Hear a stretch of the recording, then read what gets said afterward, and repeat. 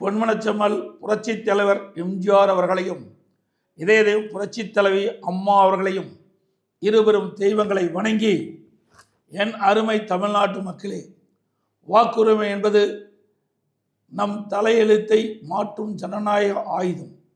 வருகிற 23ஆம் தேதி நடைபெறும் தேர்தலில் நாம் அனைவரும் தவறாமல் வாக்களிப்போம். இன்று ஒட்டுமொத்த தமிழ்நாடும் ஒரே ஒரு குடும்பத்தின் அதிகார பசிக்காக அடக்கி வைக்கப்பட்டிருக்கிறது.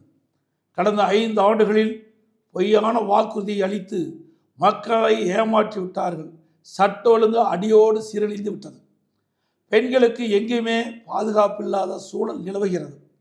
உயர்கல்வித்துறையை சீரழித்து சந்து பொந்துகளிலெல்லாம் கஞ்சா மற்றும் போதைப் பொருட்கள் விற்று மாணவர்கள் மற்றும் இளைஞர்களின் எதிர்காலத்தை நாசமாக்கிய இந்த அராஜக குடும்ப ஆட்சியை அகற்ற உங்கள் வாக்கு தேவை. குடும்ப ஆட்சிக்கு முடிவு கட்டுவோம். குடிமராமத்து திட்டத்தின் மூலம் நீர்நிலைகளை மீட்டெடுத்து அரசு பள்ளி மாணவர்களுக்கு 7.5% இடஒதுக்கீடு, அம்மா உணவகம் மற்றும் அம்மா மினி கிளினிக் என்று பல்வேறு மக்கள் நலத்திட்டங்களை நிறைவேற்றியது நமது அதிமுக அரசாங்கம். இந்த மக்கள் நலத்திட்டங்கள் மீண்டும் தொடர வேண்டும்.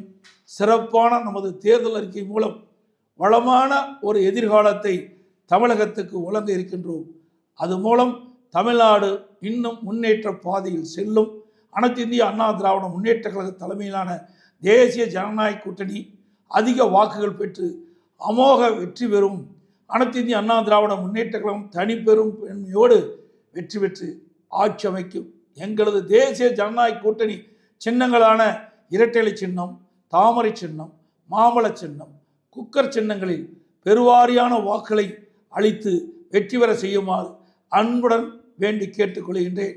நன்றி, வணக்கம்.